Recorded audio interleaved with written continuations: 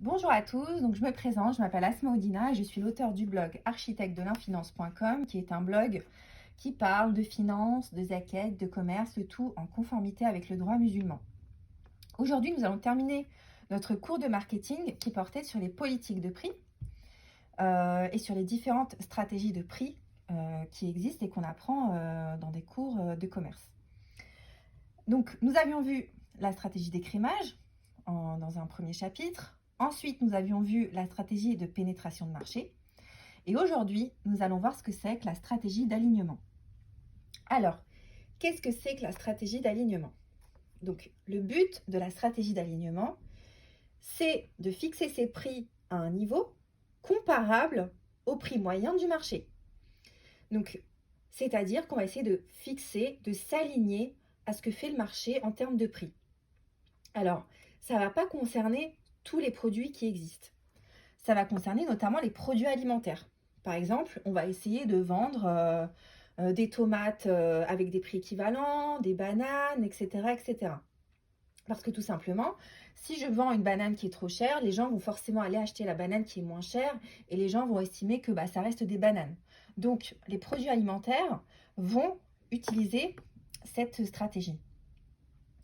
Ensuite, c'est aussi le cas des produits de grande consommation. Qu'est-ce que c'est qu'un produit de grande consommation? Je vous donne des exemples, ça peut être des ampoules, des piles électriques, etc., etc. La définition précise de ce qu'on appelle un produit de grande consommation, ce serait un produit qui a une durée de vie courte et les occasions de consommation fréquentes. Ça peut être tout ce qui concerne l'épicerie, la crèmerie, tout ce qui est frais, liquide, entretien, hygiène, etc., etc. Certains produits de consommation ne vont pas utiliser la stratégie d'alignement. Pourquoi? Ça va être le cas des produits, par exemple, qui sont labellisés. Labellisés halal, labellisés bio. Si je prends, par exemple, l'exemple du jambon de dinde, halal, tout simplement, un jambon de dinde halal pour 4 pièces va être vendu 2,79 € sur le marché. Et 4 pièces plus 2 offertes, donc 6 pièces non halal, vont être vendues beaucoup moins cher, à 2,69 €. Donc si on prend l'exemple de la viande halal, comme celle-ci est estampillée halal, elle va pouvoir être vendue beaucoup plus cher. D'accord? Donc le fait que le produit soit labellisé bio, ou que le produit soit labellisé halal, ou etc., etc., on va pouvoir vendre beaucoup plus cher. Quels sont les objectifs de la stratégie d'alignement? 1. Éviter une guerre des prix. D'accord? On aligne le prix des tomates, le prix des bananes au même prix, ça va éviter une guerre des prix entre les différents vendeurs de fruits et légumes. Ça va renforcer la position concurrentielle en valorisant d'autres caractéristiques, par exemple. Donc effectivement, on va mettre le même prix, sauf qu'on va appuyer sur la qualité du produit, par exemple, en disant, moi, mon produit, il a le même prix qu'un autre, mais voilà, moi, ce que je fais, etc., etc. On va appuyer aussi sur les services associés. On va proposer un prix qui est le même que celui du concurrent, mais on va rajouter des services supplémentaires qui vont donner envie aux clients de venir vers vous. Je vais vous prendre un exemple assez simple, c'est celui des cours particuliers. Donc les cours particuliers, il y a énormément de personnes qui vont par exemple proposer des cours particuliers de mathématiques. Donc si on prend à peu près le prix moyen, en prenant les experts, les étudiants, etc., les déclarés, les non déclarés, on peut se dire que c'est 25 € de l'heure. Donc on va s'aligner par exemple au marché, c'est-à-dire au prix moyen de 25 € de l'heure. Mais pour pouvoir avoir davantage de clients, d'élèves, etc., je vais proposer des cours de qualité, donc c'est-à-dire un enseignement qui va se déplacer à domicile et qui va être bon déjà dans son domaine, mais il va pouvoir ajouter d'autres choses. Par exemple, il va se déclarer et du coup, il va proposer une réduction d'impôt. Donc tout de suite, ça va beaucoup plus intéresser la clientèle. Il va proposer différents modes de paiement. Donc du coup, il va proposer le chèque, le CESU préfinancé, la carte bleue, etc., etc.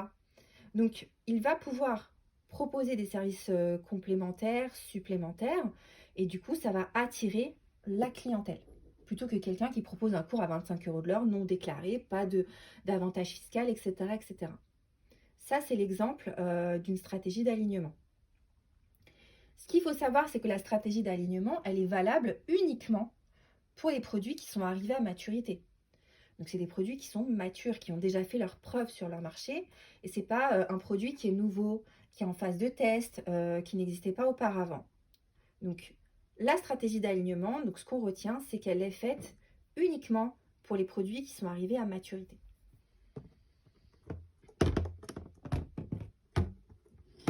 Attention, je souhaite quand même faire un zoom.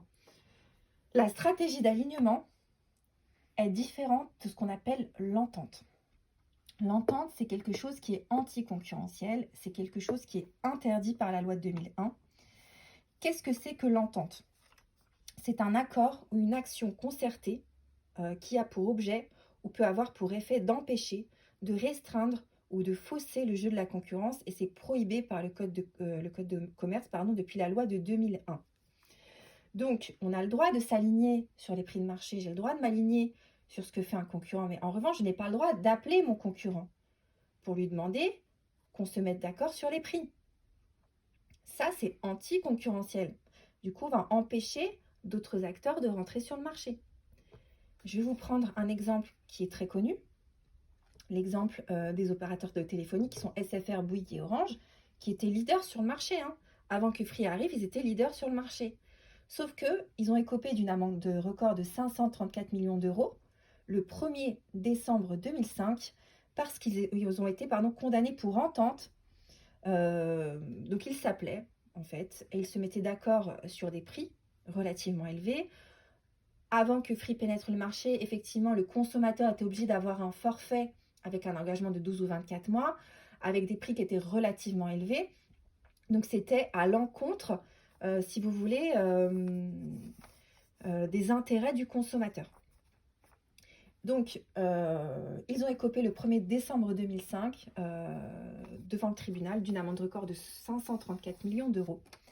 Et par la suite, Free arrive sur le marché, propose des forfaits sans engagement, avec des prix du coup qui étaient beaucoup plus intéressants que ce que proposaient SFR, Bouygues et Orange. Donc, il a cassé le marché. Il a forcé en fait les trois opérateurs qui étaient leaders, à moduler leur forfait en proposant des choses qui étaient des forfaits qui étaient sans engagement, beaucoup moins chers, etc., etc. Donc, la stratégie d'alignement est une stratégie marketing qui est permise, mais l'entente, c'est-à-dire appeler son concurrent pour se mettre d'accord sur des prix qui sont à l'encontre des intérêts des consommateurs, c'est quelque chose qui est interdit par la loi. Le cours sur la politique de prix se clôture aujourd'hui. J'espère que ça vous a plu. Vous pouvez retrouver, pour ceux qui me connaissent déjà, vous le savez, mais vous pouvez retrouver mon livre « Comment s'enrichir licitement tout en gardant ses valeurs humaines » directement à la FNAC, sur Amazon ou directement sur ma maison d'édition qui s'appelle More Books. Et moi, je vous dis à la prochaine fois pour d'autres cours. Merci, au revoir.